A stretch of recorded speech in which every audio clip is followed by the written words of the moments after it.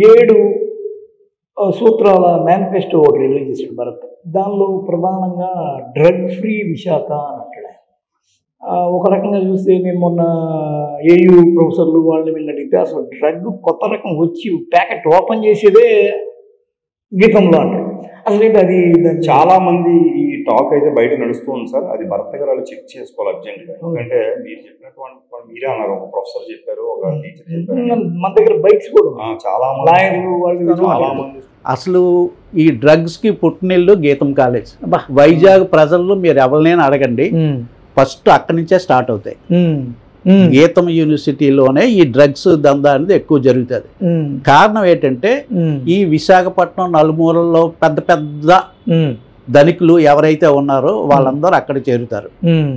వాళ్ళకి ఈ విషయంలో ఖర్చు పెట్టడానికి చాలా వెసులుబాటు ఉంటుంది వాళ్ళకి. అవునండి.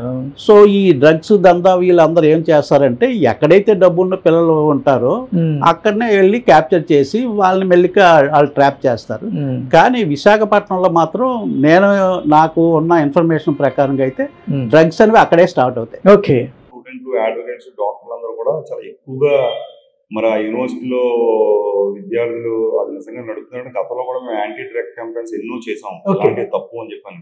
గతంలో కమిషనర్ ఆఫ్ పోలీసు, లోకల్ సిఐని, లోకల్ పబ్లిక్ ని ఇన్వాల్వ్ చేసి నేను ఎమ్మెల్సీగా కంటెస్ట్ చేసిన ఒక టీచర్ అయితే వచ్చి బాధపడి నా కొడుకు డ్రగ్ అడిక్ట్ అయిపోయింది, అతను రిహాబిలిటేషన్ చేయాలని చెప్పి పాపం ఏడ్చుకుంటూ చెప్పింది. బయట student, some other college, I do not want to name now. So ఇలా చాలా మంది తల్లిదండ్రులు బాధపడుతున్నారు. ముందు అది చెక్ చేయండి. మన ఇంటిని చక్కబెట్టుకున్న తర్వాత ఈ జిల్లాని చక్కబెడితే బాగుంటుంది తప్ప ఏదో స్టేట్మెంట్ ఇచ్చేద్దాం కదా, ఓట్లు దండేద్దాం కదా, లేకపోతే దులిపేసుకుందాం కదా అని చెప్పి అది కరెక్ట్ కాదు.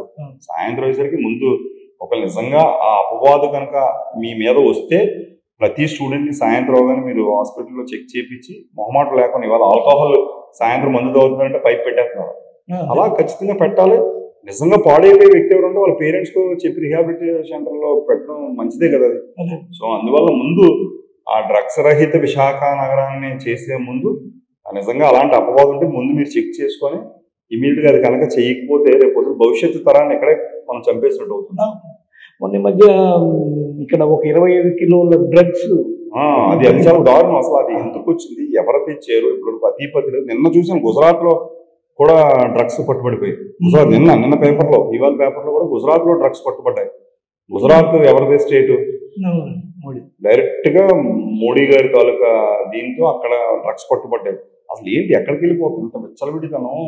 మందు, సిగరెట్ అంటేనే చాలా ఎక్కువగా అనుకున్న అసలు ఈ డ్రగ్ కల్చర్ అనేది ఎక్కడో బయట కంట్రీస్ లో చూసినటువంటి కల్చర్ మన ఇంటి పక్కన కుర్రోళ్ళు డ్రగ్స్ తాగేస్తున్నారు, గంజాయి తాగేస్తున్నారంటే ఇది ఎంత దారుణం. దీన్ని ఎవరైనా ఎడ్యుకేట్ చేయాలి, ప్రభుత్వాలు ఎదుర్కోవాలి. ప్రభుత్వాలు ఒకవేళ నిజంగా కనుక అలాంటి దొరికితే ఇమీడియట్ గా పనిష్ చేసి దాన్ని సీజ్ చేయాల్సిన అవసరం ఖచ్చితంగా ఉంది. ఎవరు చేసినా అది తప్పే అని అంటాను నేను.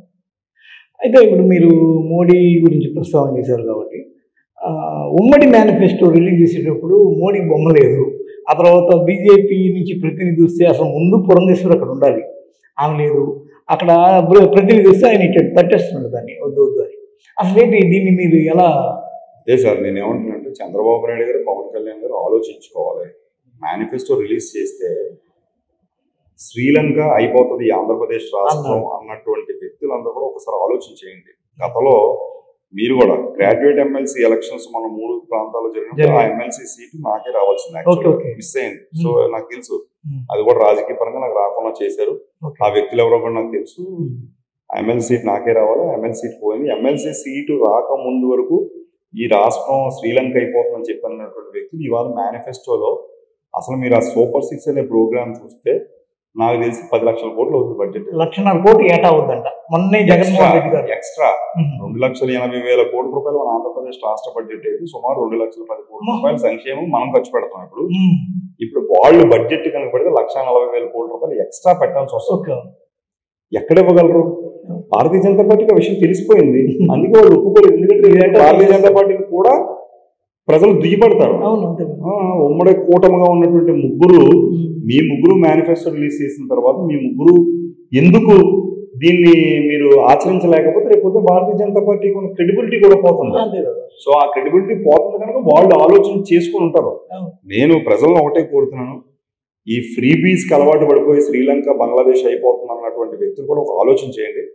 జగన్మోహన్ రెడ్డి గారు చాలా క్లియర్గా చెప్పారు, ఇచ్చిన మేనిఫెస్టో చాలా అద్భుతం అనిపించింది. పాత సంక్షేమ పథకాలు నవరత్నాలు 2.0 నేను రన్ చేయాలనుకుంటున్నాను, రన్ చేస్తాను అని అంటూ అమ్మఒడి పథకం 15,000 రూపాయలు మళ్ళీ 17,000 రూపాయలు చేశారు.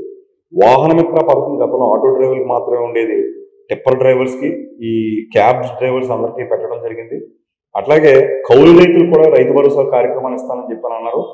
ప్రతి జిల్లాకు ఒక స్కిల్ డెవలప్మెంట్ సెంటర్ పెడతానని చెప్పారు. ఇంతకన్నా ఎక్కువగా ఎవరికి అవసరం లేదు నాకు తెలిసి. మించి ఇప్పుడు నిరుద్యోగ వృత్తి ఇచ్చేసి, అంటే తెలుగుదేశం పార్టీ జనసేన ఉమ్మడి మేనిఫెస్టోలో గతంలో నిరుద్యోగ వృత్తి ఇచ్చేస్తానంటున్నారు, ప్రతి మహిళకి ఇచ్చేస్తానంటారు, ప్రతి ఇంటికి 1 కిలో బంగారం ఉంటే తక్కువ అన్ని ఇచ్చేస్తానంటున్నారు. నేనేమంటానంటే, మీరే ఒకప్పుడు గ్లోబల్ లెవెల్లో పర్ఫామ్ చేస్తాను అన్నటువంటి వ్యక్తి, హైటెక్ సిటీ నిర్మిస్తాను అన్నటువంటి వ్యక్తి, మనీని జనరేట్ చేయడం కోసం ఇండస్ట్రీస్ అన్నటువంటి వ్యక్తి ఇవాళ నేను కూడా డబ్బులు ఫ్రీగానే చదువుతానని అంటే జగన్మోహన్ రెడ్డి ఫ్రీగా ఇచ్చారని చెప్పని అంటలేనండి. జగన్మోహన్ రెడ్డి గారు ఇచ్చేది ఎవరికైతే వాంటింగ్ ఉందో, ఎవరికైతే నిజమైనటువంటి పేదవాడు ఉన్నాడో, నిజమైనటువంటి బలహీన వర్గాల వాళ్ళు ఉన్నారో, వాళ్ళ కారులో తిరిగే వాళ్ళకి ఎవరికి సంక్షేమ పథకాలు ఇవ్వలేదు, నిజమైనటువంటి నీడీ పీపుల్కి ఇచ్చారు. ఆ నీడీ పీపుల్కి ఇవాళ ప్రతి ఒక్కరికి గుండెల్లో ఉంది. నేను కూడా కోరుతున్నాను మీ యొక్క మీడియా ద్వారా, జగన్మోహన్ రెడ్డి గారు ఏదైతే మిమ్మల్ని కోరుతున్నారో మనస్ఫూర్తిగా మీకు కనుక లబ్ధి కనుక చేకూరితే జగన్మోహన్ రెడ్డి గారి ప్రభుత్వానికి ఖచ్చితంగా ఓటు వేయాల్సిన అవసరం ఉంది. మనకు కూడా మనస్సాక్షి ఉంది. పెళ్లికెళ్ళి ఒక భోజనం చేస్తేనే ఎంతో కృతజ్ఞత చూపిస్తున్నారే, మంచి భోజనం పెట్టారు అని చెప్పాను. అలాంటి 5 సంవత్సరాల్లో సుమారు 50,000 రూపాయల నుంచి 2 లక్షలు 2,50,000 రూపాయలు ఇవాళ ఇల్లు సైట్లు వైజాగ్లో మా డ్రైవర్ నాతో పాటు ఉంటాడు, తనకు ఒక ఇల్లు సైట్ వచ్చింది, సెంటున్నర భూమి. ఆ సెంటున్నర భూమి సుమారు 8 లక్షల ఖరీదు ఉంటుంది ఆనందపురంలో. నాతో పాటు తిరుగుతున్నంత కాలం తెలుగుదేశం పార్టీ, కానీ ఏంట్రా మరి మనం పార్టీ మారాం కదా, ఏంటి మీ తాలూకా ఉద్దేశం అంటే, సార్ మా ఆవిడైతే డిసైడ్ అయిపోయిందండి జగన్మోహన్ రెడ్డి ఓటు వేయడానికి. సో మీరు కూడా మారిపోయారు కాబట్టి నేను కూడా ఇంక ఓటు వైఎస్ఆర్ అంటే అలాంటి నిజంగా మనం తీసుకున్నాం మేలు, ఆ మేలు తీసుకుని మర్చిపోకూడదు. రెండో విషయం, గతంలో ఇచ్చినటువంటి ప్రభుత్వాలన్నీ కూడా ఒక ఇల్లు ఇచ్చినా, ఒక ల్యాండ్ ఇచ్చినా వాళ్ళు అమ్ముకోవడానికి 15 సంవత్సరాలు టైటిల్ ట్రాన్స్ఫర్ అవడానికి పట్టేది. కానీ ఈ రోజు ఆ పరిస్థితి లేదు. నువ్వు ల్యాండ్ తీసుకుని నువ్వు ఎవరికైనా అమ్ముకోవచ్చు. నీకు అవసరాలు, ఒక పిల్లలు చదువుకో, లేకపోతే పిల్లల పెళ్లిళ్ళు కానీ, ఇంకొక నీ పాత బకాయిలు చెల్లించుకోవాలి, ఈ ల్యాండ్ నువ్వు అమ్ముకోవచ్చు. అలా అమ్మేసేది కాదా, ఇంకొక కొత్త ఇల్లు ఇవ్వాలంటే ఎవరో ఒక్కొక్క ఇల్లు ప్రభుత్వం చేయాల్సిన ప్రభుత్వం చేసింది. నీకు లిక్విడిటీ కావాలనుకున్నప్పుడు నీకు ఇమీడియట్ గా అమ్ముకునేటువంటి వెసులుబాటు కూడా జగన్మోహన్ రెడ్డి గారు ఇచ్చారు. రెండోది గ్రామ సచివాలయాలు, అసలు దానికోసం మాట్లాడాలంటే చాలా ఎక్కువ మాట్లాడాలి. So that's again a very big concept and beautiful topic.